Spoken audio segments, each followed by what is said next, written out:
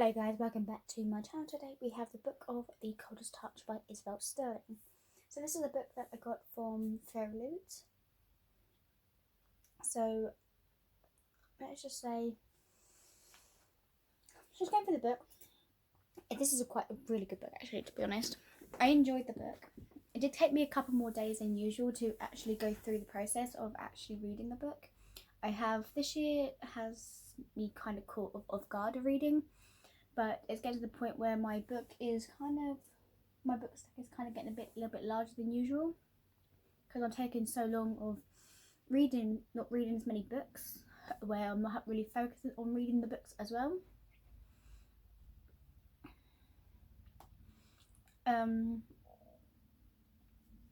So this is the cover.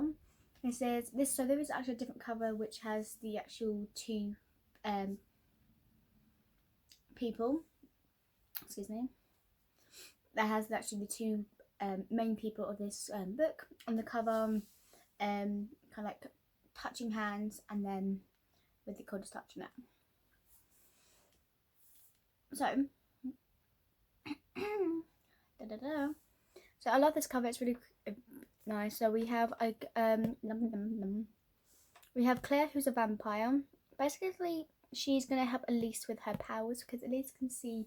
Basically, every time she touches someone, she finds out how they die. And from that, it changes, because basically she wants to know how she can benefit of herself.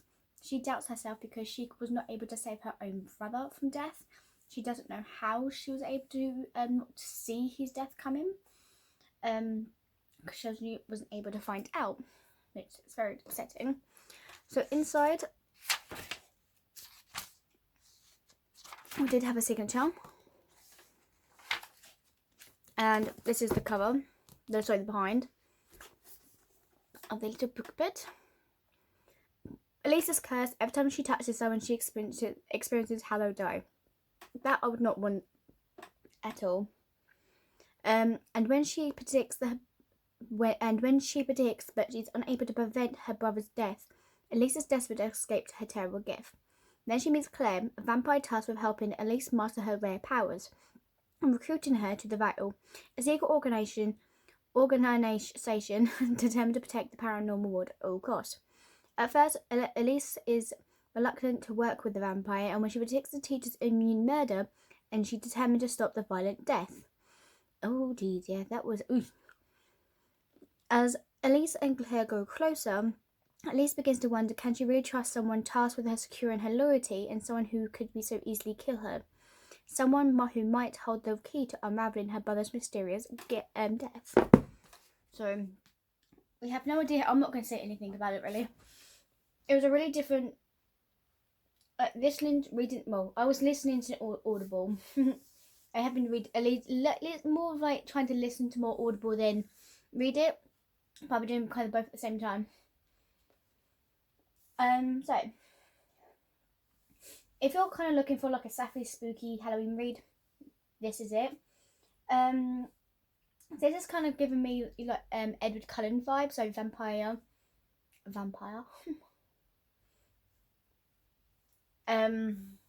So yes, it's kind of giving me that kind of Twilight Zone moment, because Edward Cullen's in school, and this vampire all suddenly just comes. She has to go back into school, and she would rather kill herself again to not go to school to help Elise with her powers. So it's kind of giving me that vibes. And then it was putting pieces together about these plot twists, like left and centre. There was such plot twist. I'm like, what the hell's going on? Like, it did take me a while to get through the plot twists. Oh my god. So, you know when you watch Vampire Diaries, that had a lot of plot twists in there. I was like, yeah, I'll be able to recognise a plot twist. Hell no. Absolutely not. So at least it was a fun ride. So told in two kind of two sides of people's sides of their kind of point of views. The Coldest Touch follows Elise and Claire. Elise, who's grieving for the death of her brother, is faced with a horrifying problem. She can see how people die if they touch her.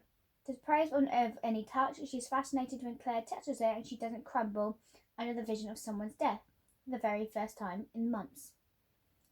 Claire, meanwhile, is a vampire who's assigned to recruit Elise, the next Death Oracle, to work with the world's ruling paranormal group called the Veil, which is annoying. Though initially reluctant to join forces with a vampire, Elise eventually does give in. At least, that's nice. Together, the two of them work on unraveling the truth about weird happenings and mysterious murders, all the while teaching Elise how to control her powers. So she doesn't have to see death, so she does not want to know about. Honestly, this literally made me feel young and old. The old vampires I can think of stuck at 17 forever is Ed Cullen.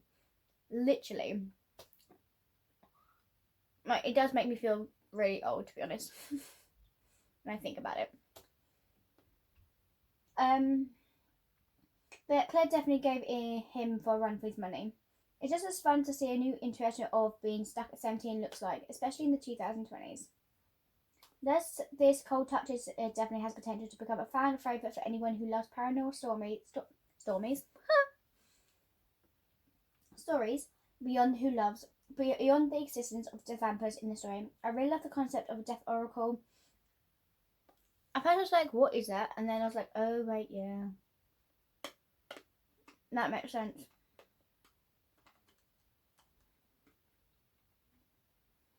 Anyway. So, and that's how they not only have a unique power, but they have the others to read their, like, the portrait kind of thing.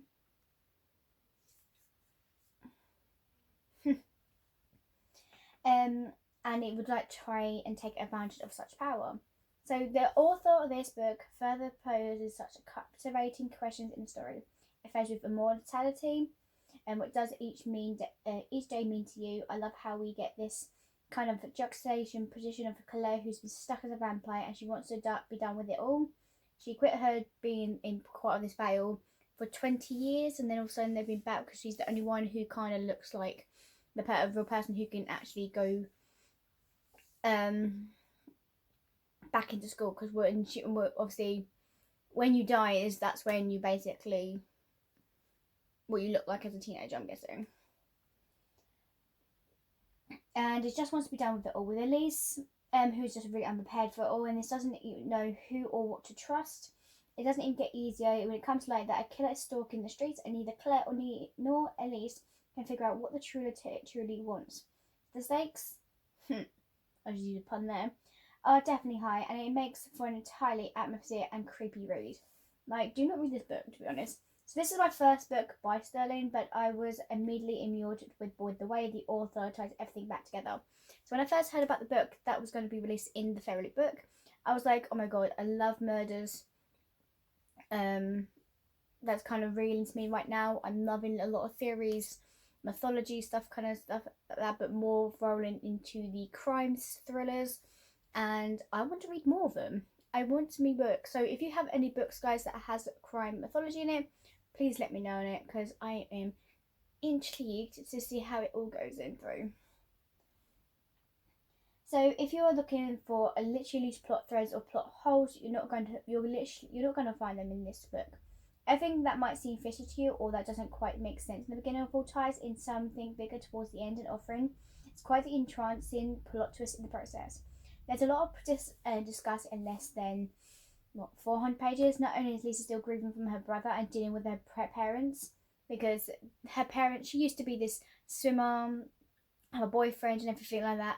Now all of a sudden she doesn't have that anymore. She's this lonely girl who basically doesn't have a boyfriend now because she told him that she can see death. Sorry, someone was at their door. So her parents, with Elise being different, obviously as I was saying, she was someone who was a swimmer. Her family was happy, and with her brother as well, being a football player. All of a sudden, he died from a mysterious death. And she basically, we don't know. So from that death, they pretty much have no idea how and her family has now turned upside down, and she's not really, you know, like, what's the word? Not their usual self anymore, to be honest. They don't know what to be acting. So they have a different process to her grief. Not to mention her ex-boyfriend and broken friendships, now she has to deal with the responsibility of being a death oracle. Like I said, she now doesn't have a boyfriend anymore, she has an ex, and she has no friends. Pretty much. Meanwhile, Claire is not the only overwhelmed with her new assignment. Angry at her own existence, kind of sorted feelings in some sort of way for Elise, but she's also dealing with baggage from her past and increasingly weird feelings towards her place of employment. It's a lot. Yeah. Yet the story feels not overloaded, and instead of struggling, Claire and Elise complementing each other and work well in balance with overall murder mystery that is heading readers' way. It's a remarkable feat to order this way too so well, and it's in such a small time. It's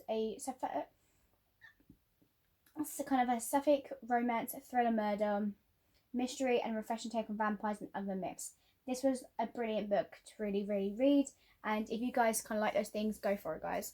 I hope you guys enjoy these, and I will see you guys next time for the next book review. Peace. Bye.